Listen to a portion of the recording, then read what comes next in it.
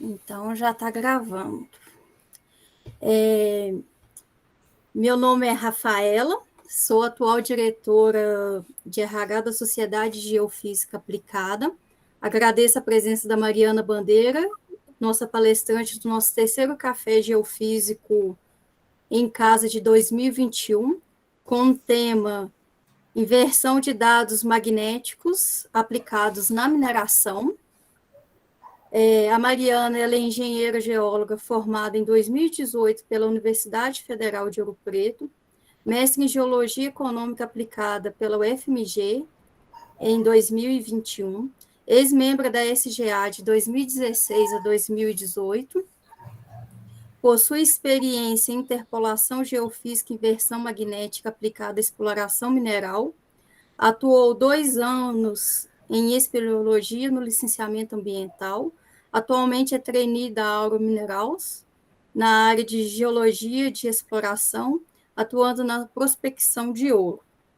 Em caso de perguntas, pessoal, é só adicionar o chat, que ao final da palestra a gente está abrindo aí para perguntas. Vale lembrar que esse evento é com emissão de certificados, para isso é só preencher a lista de presença, que será postada aí no chat mais ao final. Qualquer dúvida é só digitar aí no chat, que a gente já vai estar respondendo. Então, vale lembrar que vai receber o certificado aqueles que preencher o formulário. Agradeço em nome da SGA, Mariana, e todos que estão aqui prestigiando esse nosso café. Ô, Mariana, você pode ficar à vontade aí. Tá bem, obrigada, Rafa. Boa noite, pessoal. Como a Rafaela já me apresentou, meu nome é Mariana Bandeira. Eu que agradeço o convite, tá, da SGA para voltar, né, na casa e apresentar um pouquinho aí sobre o que eu trabalhei nesses últimos 2 anos no meu mestrado. Eu vou tentar aqui nessa apresentação trazer um conceito geral da inversão geofísica, né? Não só a magnética, mas os meus primeiros slides vão focar aí nessa teoria, algo mais sucinto, né? Quem tiver interesse de aprofundar, eu tenho um material que eu posso passar, posso tirar dúvidas também, o que eu conseguir eu posso ajudar. Mas, como a Rafa falou, né, eu sou ex-aluna da casa e sou ex-membro da SGA. Bom, hoje vou apresentar aqui um pouquinho sobre a inversão geofísica 3D e eu vou apresentar um exemplo de aplicação na mineração. Bom, qual que é a importância da investigação geofísica 3D?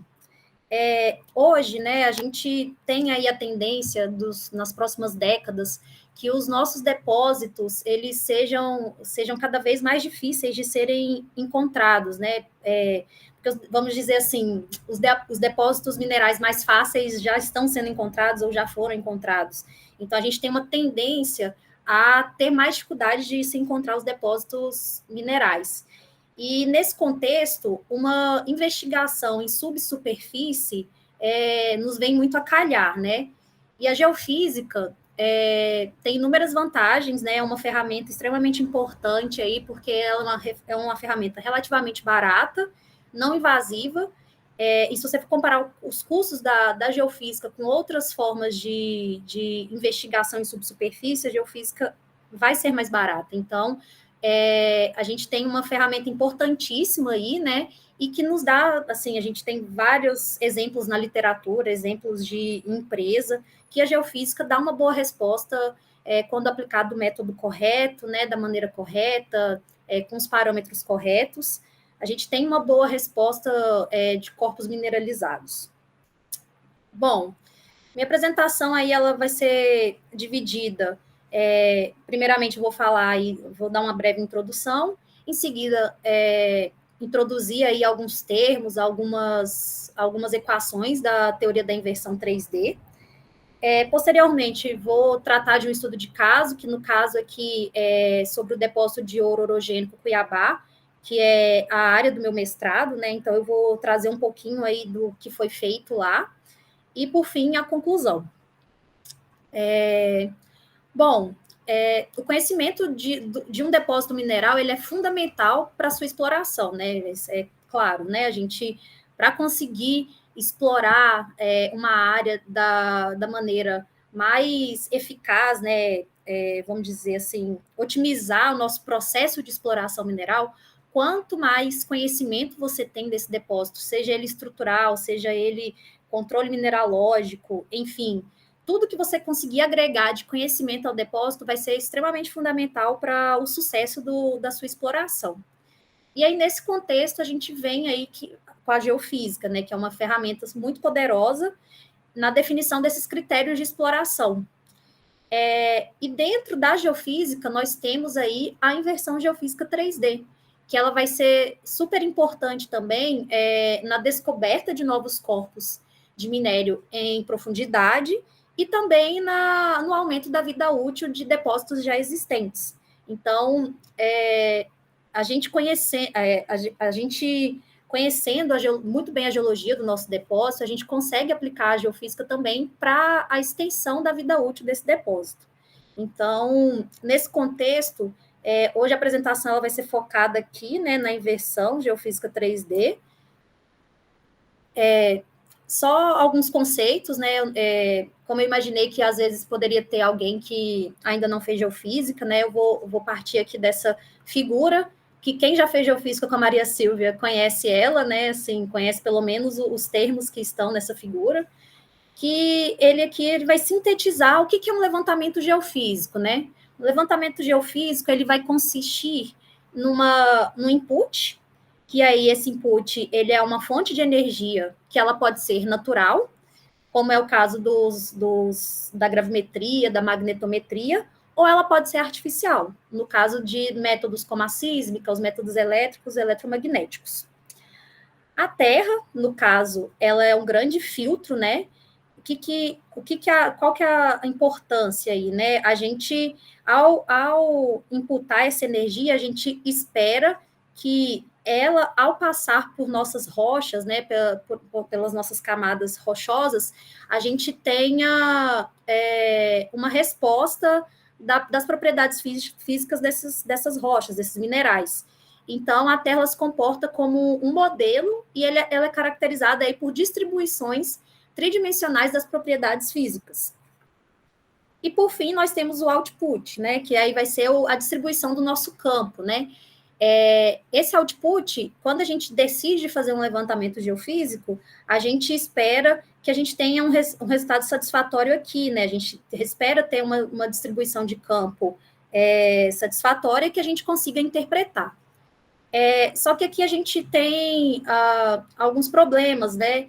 A gente faz a nossa coleta em superfície, a gente vai ter a nossa resposta, geralmente, qual que é o processo mais simples, né? A gente vai ter a nossa resposta em superfície, mas a gente tem uma grande dificuldade que é entender qual que é a fonte da nossa anomalia, né? Que é aí que entra a inversão 3D, né? Bom, só equacionando o que eu disse anteriormente, né? A gente consegue, os dados de um levantamento geofísico, eles podem ser descritos por esta equação, em que F, ele é um operador direto, né? Aqui o F, ele vai servir aí, ele vai incorporar os detalhes do levantamento e algumas equações físicas relevantes, né? A depender do tipo de levantamento que está sendo realizado. Aqui, no caso, é uma equação genérica, tá, pessoal? Ela abrange aí qualquer método geofísico que se esteja utilizando.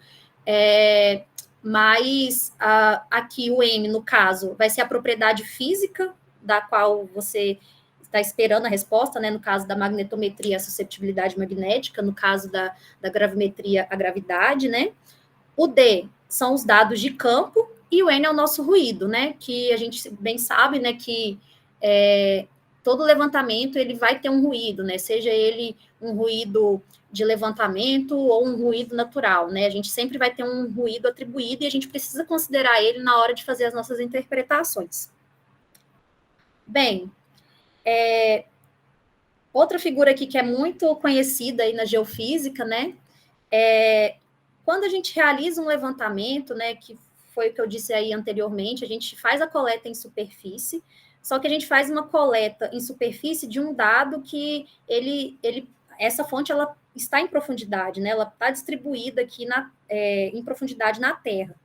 E qual que é a nossa operação direta, vamos dizer assim? A gente pega essa informação coletada, geralmente esse dado de campo, né? No caso, por exemplo, da magnetometria, a gente coleta aí a informação do dado, né, do campo magnético, e aí a gente vai ter como uma operação direta um mapa bidimensional aí, que a gente vai ter informação, vamos dizer assim, planificada do que a gente coletou. Então, aqui a gente consegue ter uma resposta do campo, mas a gente não sabe precisamente a profundidade dessa anomalia, né? Assim, a gente consegue até saber com questão, assim, se for fazer uma separação por frequência, né, de um espectro de potência.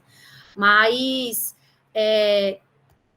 o que a inversão aí vai buscar, né? Ela vai buscar fazer o caminho contrário, né? Por isso que se chama inversão, né?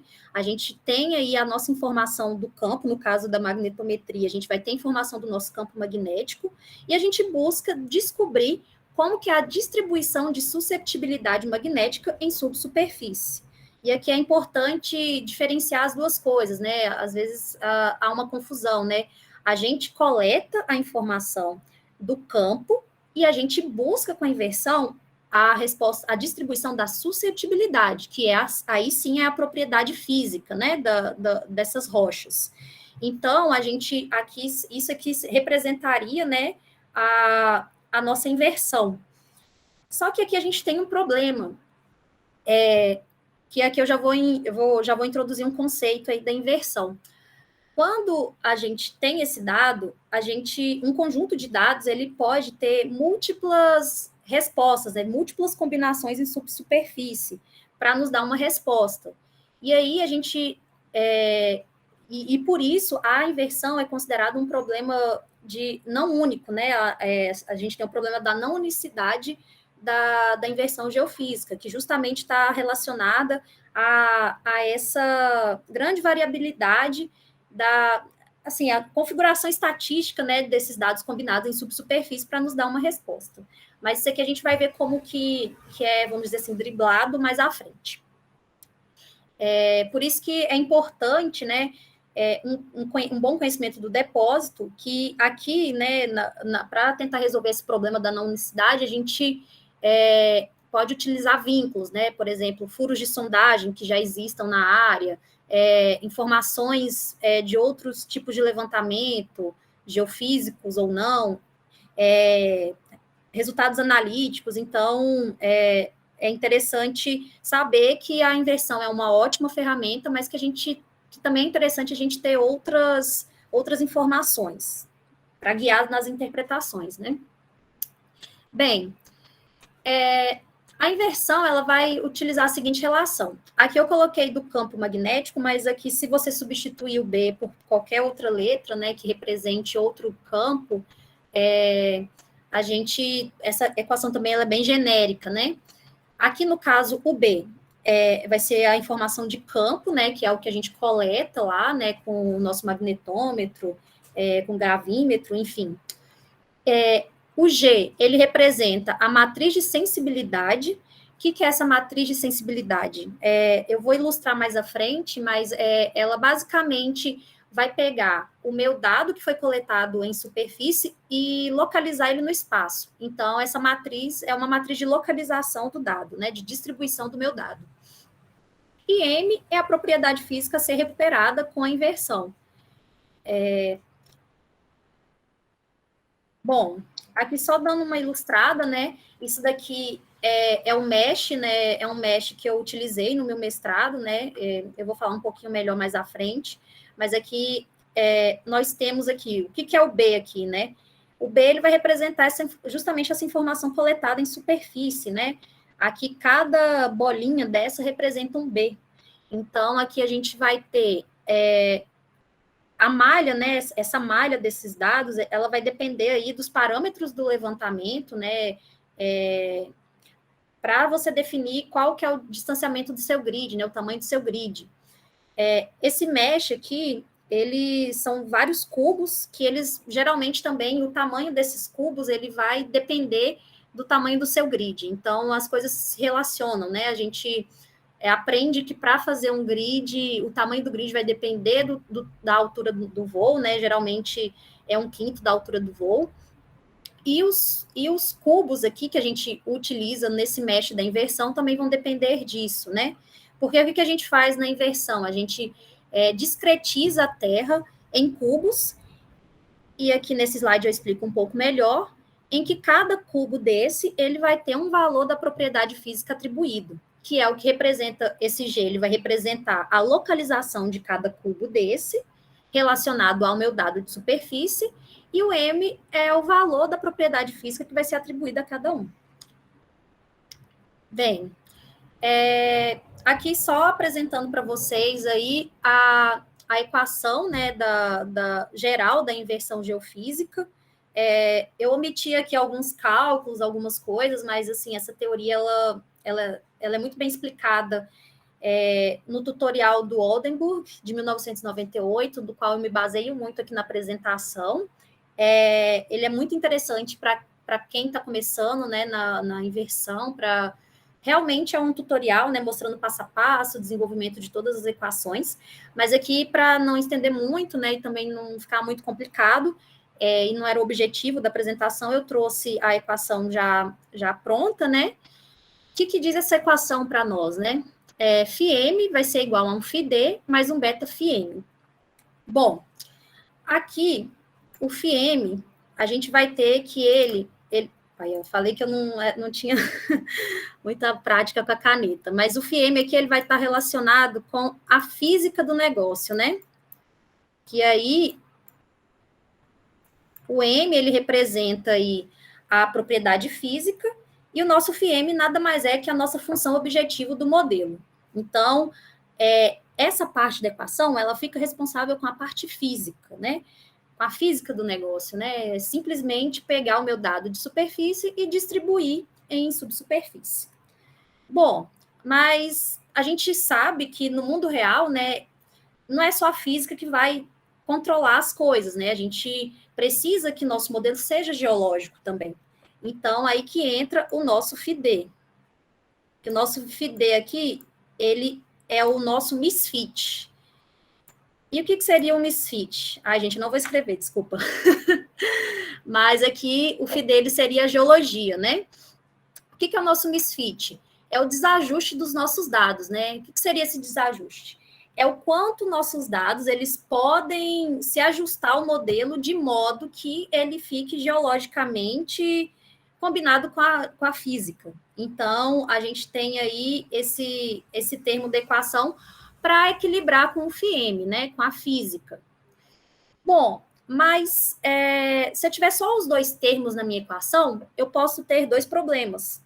Ou eu posso ter um FIEM muito grande, no qual eu vou ter um modelo puramente físico, ou eu posso ter um FID muito grande, no qual eu vou ter um modelo sem sentido, né? Assim, um modelo pouco físico e nada geológico também. E aí, por isso que entra o conceito aqui do beta. O beta, ele vai ser o nosso parâmetro de regularização, que, como o próprio nome sugere, ele serve para equilibrar os dois termos da equação. Esse parâmetro de regularização, ele é baseado na teoria do parâmetro o parâmetro de regularização do Tikhonov, que foi aprimorado, né, que foi direcionado para a inversão dos dados geofísicos pelo Hansen, em 1998. E vamos ver aí qual que é a importância desse beta, né? Aqui eu introduzo um outro conceito, né, que é da curva L. O que a gente vê aqui nesse gráfico, né? Aqui, no eixo Y, eu tenho o FID, e no eixo X eu tenho o FIM. Quando eu tenho um valor de FID muito alto, eu entro aqui nessa região 1, que ela vai estar associada a um valor de beta muito alto. E aí eu vou ter uma situação de underfit. O que seria essa situação de underfit?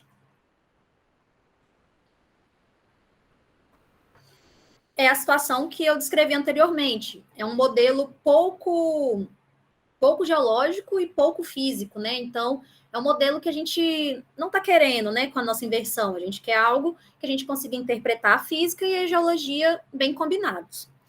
Por outro lado, né, no outro extremo, quando eu tenho um valor de FIM muito alto, eu tenho uma situação de overfit, que aí eu vou ter atribuído ao meu modelo muito ruído físico, né, muita informação física, sem continuidade, pouco geológica, que também não é o que a gente quer. E aí que entra o conceito da curva L. O que a curva L nos diz? Que o meu melhor modelo ele vai estar no ponto de inflexão dessa curva, ou seja, no cotovelo da curva, né? Aqui associado aqui ao ponto de inflexão, que vai ser o meu melhor modelo, né?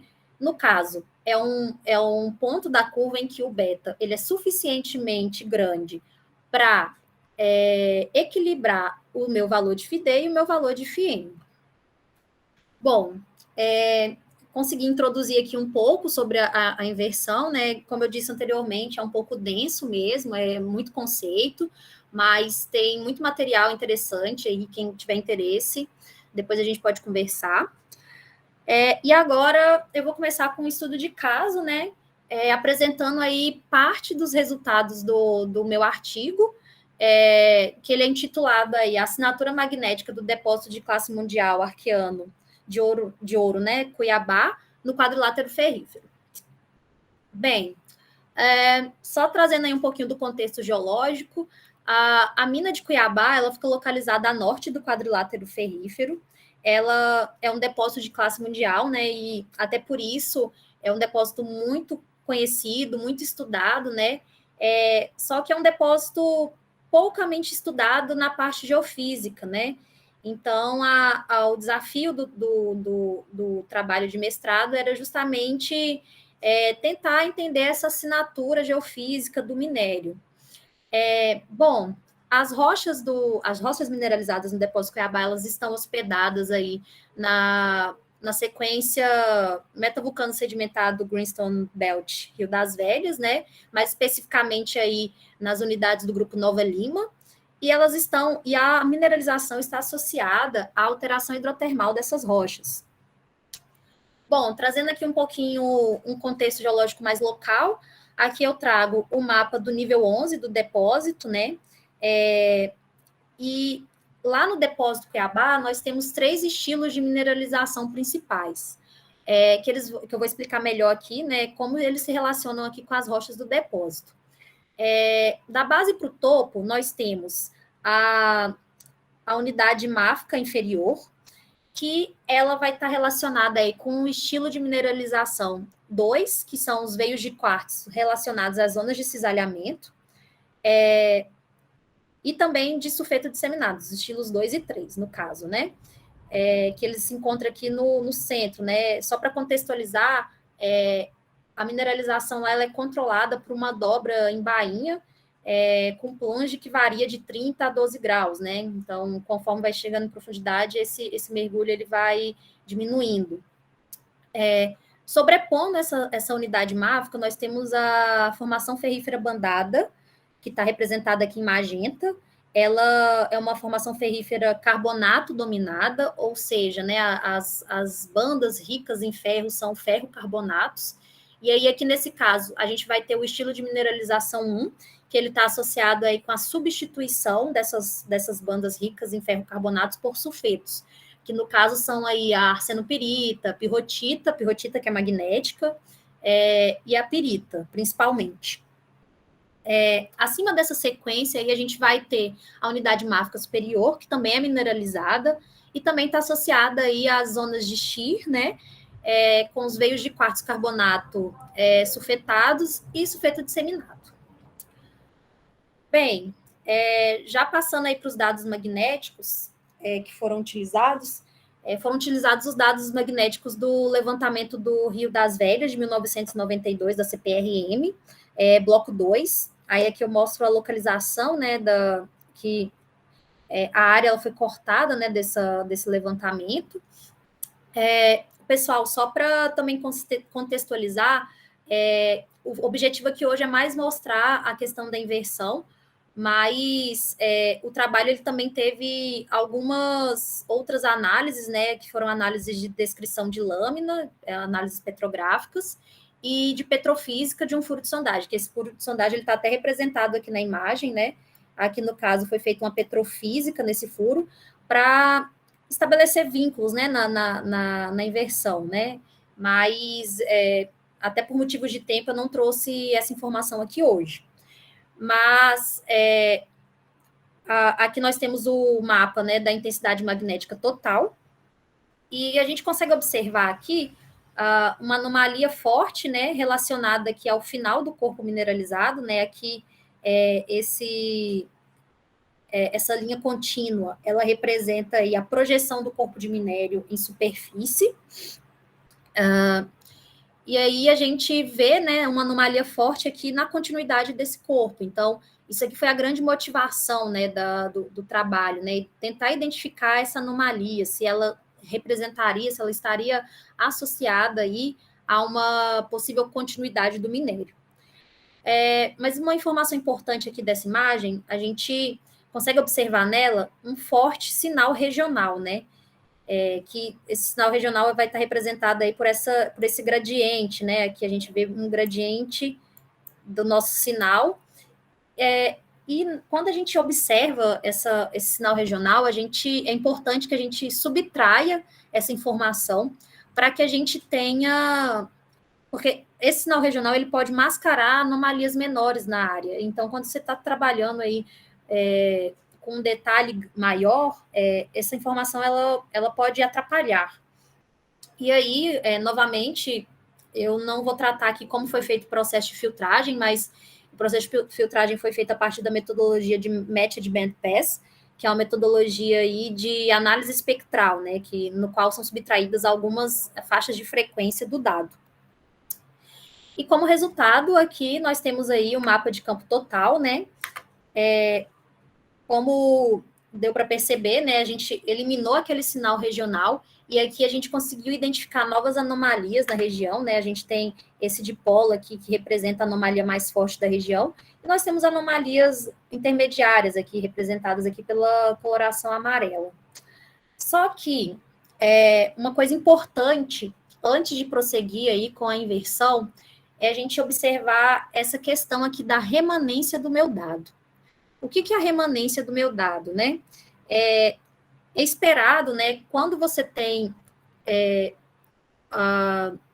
apenas o vetor de magnetização induzida, a gente espera que o alinhamento do meu dipolo ele esteja paralelo ao ângulo da declinação magnética na época do meu levantamento geofísico. O que não acontece aqui, né? Aqui eu tentei representar aqui o ângulo da declinação magnética e o ângulo do alinhamento dos dipolos, né? A gente vê aqui que tem uma diferença entre os dois. Isso daqui é um indício de que há remanência no meu dado.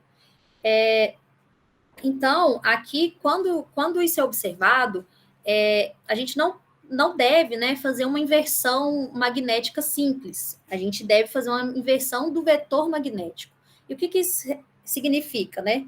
Lembra lá atrás, quando eu falei que o Mzinho, ele representava aí a propriedade física? Numa inversão magnética comum, ele vai recuperar apenas a minha susceptibilidade magnética. Já numa inversão do vetor magnético, ele vai recuperar o meu vetor magnético. Que esse vetor magnético, ele vai recuperar não só a susceptibilidade, mas também a amplitude e a direção do meu vetor. Por quê, né? Por que isso é importante? Porque quando o meu dado apresenta remanência, e ele tem essa memória, né, essa magnetização na sua estrutura, se eu recuperar apenas a susceptibilidade, eu posso estar fazendo uma interpretação errônea do meu dado, eu posso estar fazendo uma interpretação de um dado deslocado. Então, é importante a gente entender como que o meu dado está se comportando e observar essa questão da remanência. Mas vamos lá. Como resultado, a gente obteve um modelo de distribuição magnética 3D, mas antes de falar sobre as interpretações desse modelo, eu vou voltar lá naquele conceito da curva L para mostrar para vocês como que os meus modelos se comportam de acordo com o meu valor do beta, né? Bom, a primeira situação aí é uma situação de underfit, né? Quando eu tenho um valor de FD muito alto e um valor de FM muito baixo. Esses valores aqui são os valores de beta, tá, pessoal? Então, na hora que vai fazer a inversão, você atribui um valor de beta de acordo com o ajuste do seu erro, né, que aí entra outras equações que eu resolvi não trazer aqui hoje, mas que você tem todo um ferramentário estatístico aí para a escolha desse beta. E aí, quando a gente tem um valor de beta muito alto, a gente tem a situação de underfit. Aqui a gente consegue reparar o modelo, né? Um modelo muito simples, um modelo que não tem a estrutura geológica, né? Ele quase não tem nem anomalia, né? Que no caso foi feito um cutoff, né? Dos valores mais altos.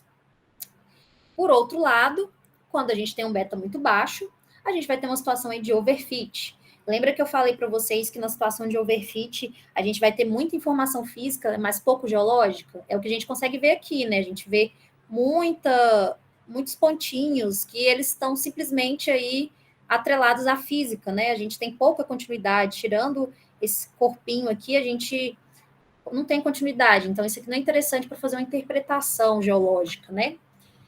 E aí o nosso melhor modelo vai estar aqui, de fato, associado, né, ao ponto de inflexão da nossa curva.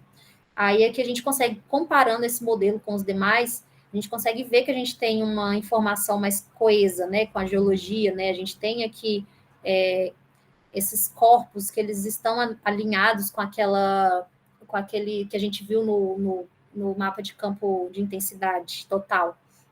Então, é a partir disso que é feita a escolha do melhor modelo. Bom, partindo aí para as interpretações, né? Com o modelo, a gente conseguiu observar uma anomalia aqui mais forte, né? Que era aquela anomalia associada à parte final do corpo de minério, né? Só que, ao contrário do que se esperava, né? Aqui a petrofísica também, né?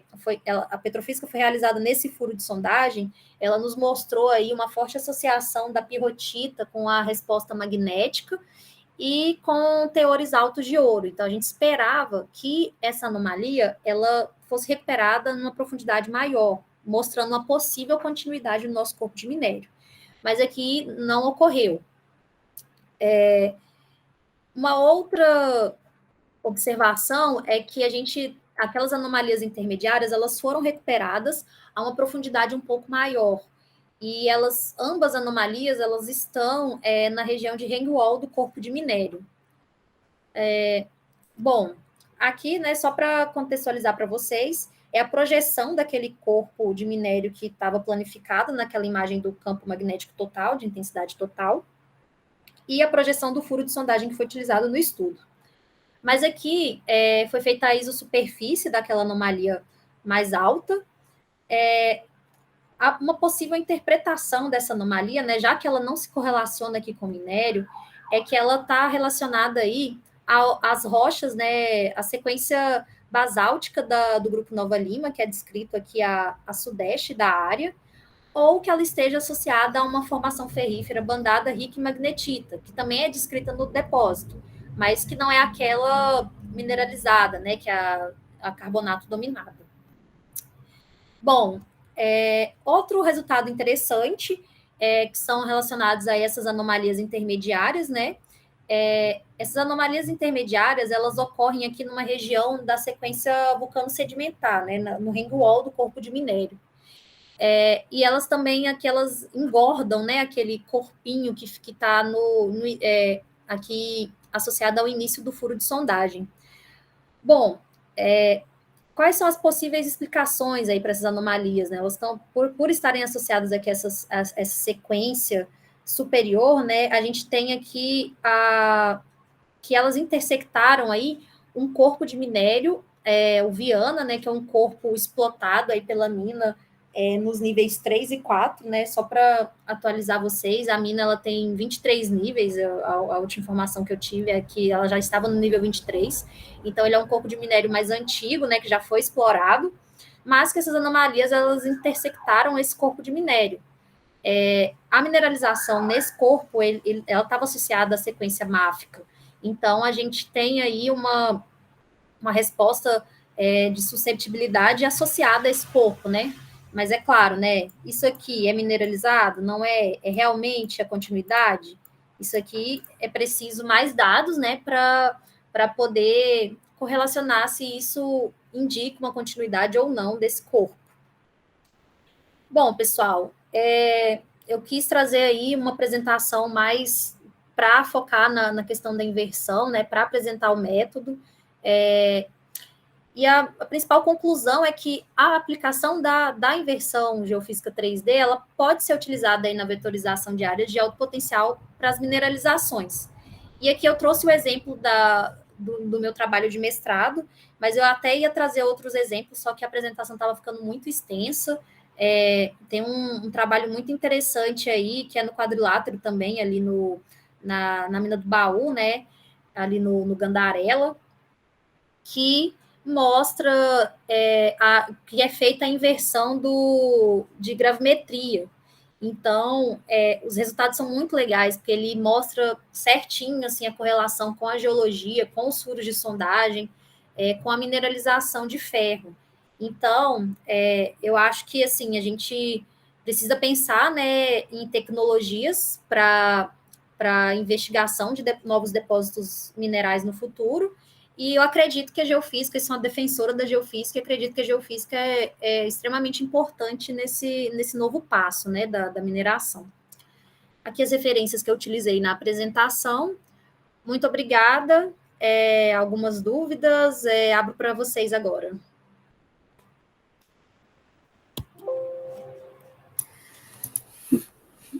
Obrigada, Mariana, foi perfeita a sua apresentação, eu gostei muito. Pessoal, obrigada. Se tiver alguma dúvida, escrever no chat, ou mesmo quiser levantar a mão aí e fazer a pergunta, pode ficar à vontade. Professora, quer falar alguma coisa? Eu quero. Então fique à vontade. Estava esperando ver se alguém tinha alguma coisa a comentar.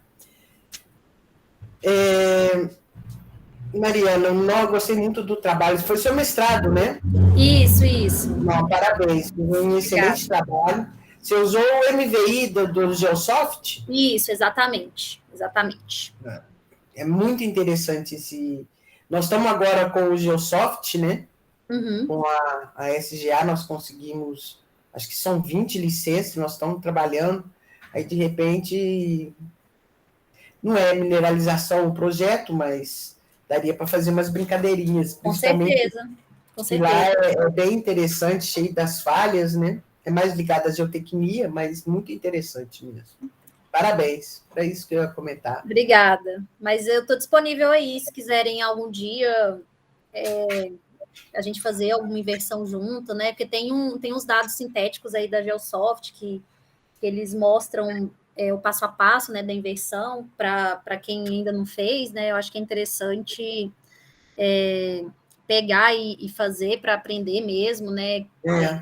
É aquele negócio, né? A gente não só apertar botão, né? A gente saber o que a gente está fazendo de fato, entender a teoria, porque às vezes a gente encontra algum erro, alguma coisa que não está fazendo sentido e a gente consegue atacar o problema, né? Então, eu acho que é interessante. Não, parabéns, gostei muito. Ô, Mariana, eu posso fazer uma pergunta? Claro. Beleza? Boa noite. Boa noite. Aqui, eu queria te perguntar, como é que você fez para calcular o índice Φ ali, quando você já está no modelo de blocos, né? Quando você cria o modelo. Tá, deixa eu voltar aqui. Você fala na questão do FIDE e do FIEM? Isso, mas na parte prática mesmo, no seu modelo ali que você já tinha, que depois você filtrou pelo modelo, né? Certo. Não, quando tem vários que está só picadinho. Então, esses valores de FIDE e de FIEM, eles são calculados pelo próprio software, né? O que a gente controla no software é o valor do beta. Outra coisa que a gente controla também na hora de fazer o modelo é o erro aceitável, né? Que aqui eu não mostrei, mas a gente tem lá um momento que a gente coloca qual que é o nosso erro, né? E esse erro, ele é feito um cálculo também, né? A partir de depende do seu dado, né? Feito alguns testes, que você coloca o erro aceitável dentro do software antes.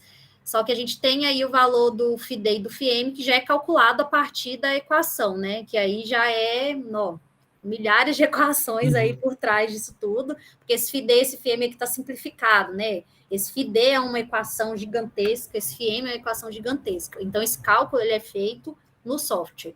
Entendi, ele já dá direto. Que bom, achei que tinha que dar um. Não. Graças a Deus, a gente tem o software aí para calcular. Não, beleza. Mas era isso que eu queria perguntar. Obrigado. Foi muito bom, gostei demais. Obrigada a você. Ô, Mariana, boa noite. Boa noite, Júlia. Tudo bem? Tudo bem, e você? Joia. Te perguntar, no slide que você passou, né, que tem situações que são ideais, né, mais físicas ou mais geológicas, qual a dica, a principal dica que você dá pra gente, né? A primeira é conhecer bem a geologia do local, né, mas a gente sabe que a geofísica, ela é uma ótima ferramenta, né, tem muito potencial para usar, principalmente na mineração. Mas quais são os fatores que você olha para ver, esse modelo faz mais sentido, esse não, além da questão do corpo de minério mesmo? E nesse caso, né, é importante se basear não somente na curva L, né, que a curva L ela vai ser aí, vamos dizer assim, um guia, né, mas é importante, além do conhecimento do depósito, ver se o seu modelo ele está fazendo sentido, né, porque é subjetivo mesmo, tá, gente? Além desse nosso embasamento aí, vamos dizer assim, estatístico, a gente precisa perceber o nosso modelo, né? Aqui, por exemplo, quando eu olho para esse modelo, eu comparo ele com os demais, eu vejo aqui uma continuidade, né? Eu vejo um mergulho, eu vejo essa tendência, né? Que quando a gente viu aquela imagem essa imagem aqui, a gente vê que a gente tem alguma coisa com esse trend, né, Nordeste, Sudoeste. Então, quando eu vejo esse modelo aqui, eu vejo isso. Então, é buscar isso, entendeu? É subjetivo. Você tem que buscar algo, além de ser subjetivo, né, porque a geologia é subjetiva, a gente tem aí esse embasamento estatístico. Então, eu acho que é buscar isso, né, essa relação com o que a gente está vendo no 2D também. Então, além do que a gente... dos furos de sondagem, a própria questão do campo mesmo, de a campo com a bússola, né? Sim, com certeza, com certeza. Então, a geofísica ela é excelente, mas ela é excelente para quem conhece o depósito, né? Para quem já conhece a geologia, porque senão você fica perdido. Então, eu acredito que é isso. Não sei se eu respondi a sua dúvida. É isso mesmo. Obrigada, Mariana. Nada.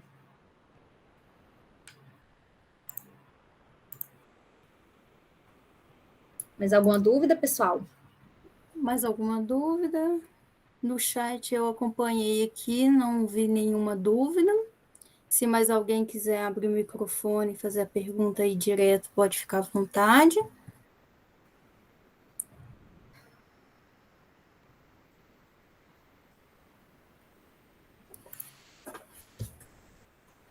Acho que tem uma dúvida aí, Rafael. Vinícius.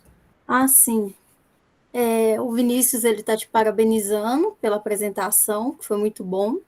Aí ele vem que, além de mineradores de Ouro Preto, já viu os métodos geofísicos sendo Mineradores de ouro. Gente, desculpa, eu acho que eu fiquei Não, nervosa. de boa. Se quiser falar, Vinícius, aproveita aí e faz a pergunta. Deixa eu falar, então. Valeu. Mariana, mais uma vez, parabéns aí.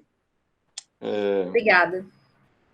Eu tô perguntando, assim, você tá falando que tá trabalhando mineradora de ouro, né? Não sei se Isso. atualmente, mas o que eu penso muito é porque não é muito difundido, né? A geofísica. Eu queria saber a sua visão quanto a isso e se em relação a outros tipos de depósito mineral, você tem uma perspectiva que num futuro próximo possa ser mais difundido, sabe? Sim, olha, nós temos aí que, principalmente as grandes empresas, né? A Vale, por exemplo, é a única que faz a Grave, né? Aqui no país, né? Não sei se isso mudou, mas ela tinha o próprio gravímetro aí, né? Fazendo os levantamentos de aerogravimetria. que era o que eu ia até mostrar, eu tinha montado uma outra apresentação, eu ia mostrar aqui, esse exemplo aqui de uma inversão de grave, né? Ela foi feita ali na mina do Baú, e aí a gente vê nessa relação, né, da densidade, o contraste de densidade com as rochas do depósito.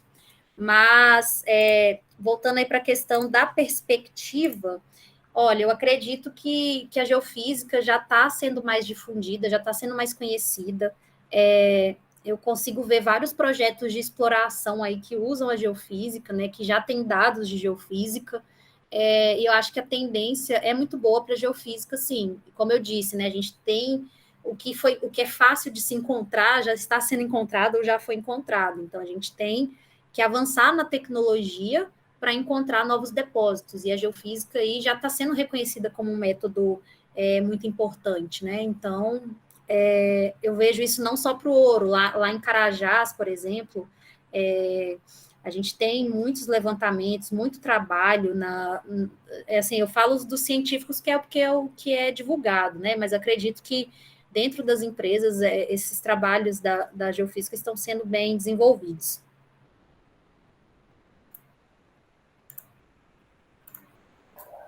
Posso falar? Claro. Perfeito, obrigado, mano. Ô, Vinícius, continuando respondendo Fala, a sua professor. pergunta, é o seguinte, hoje existe um princípio que é bem simples, você só tem posse daquilo que você conhece. Então, como não adianta você falar assim, eu acho que tem muito minério disso ou daquilo, mas está tudo debaixo da terra, então não adianta isso. Você tem que conhecer para você ter realmente a posse. Essa é a primeira ideia. Agora é minha Bom, além do ouro, muito usado, tem sido muito usado. Só um minutinho.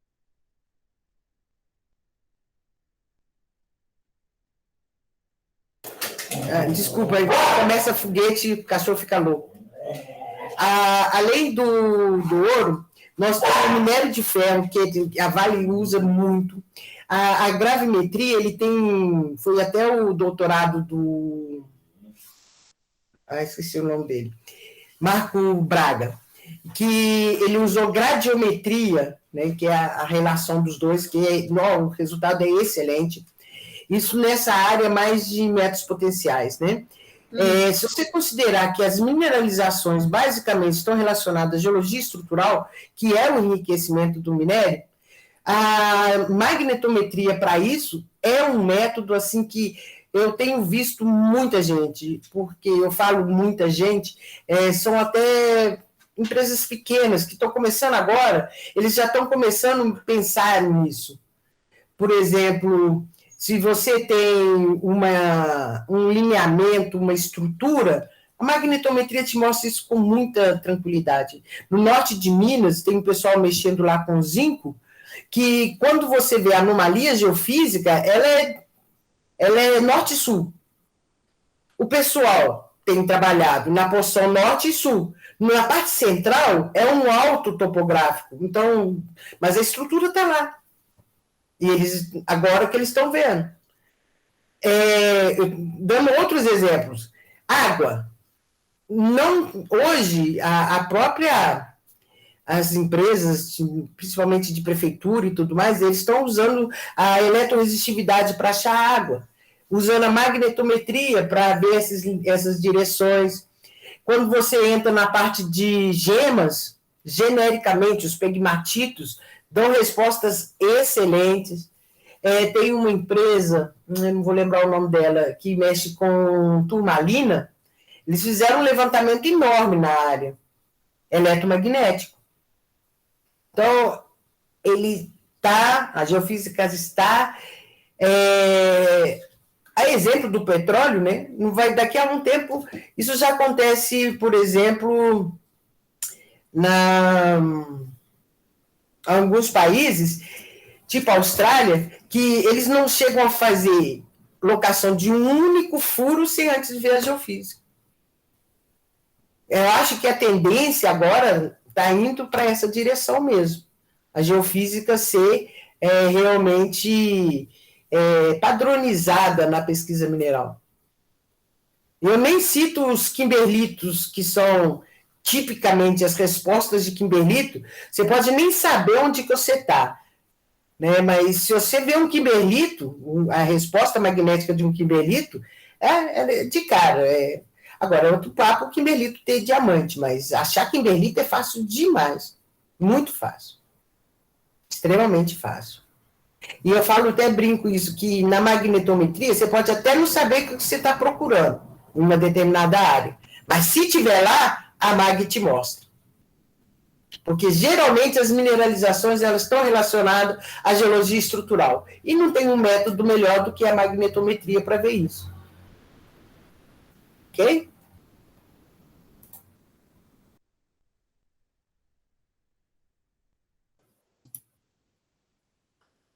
Foi muito clara a explicação. Ô, Mariana, você quer falar mais alguma coisa?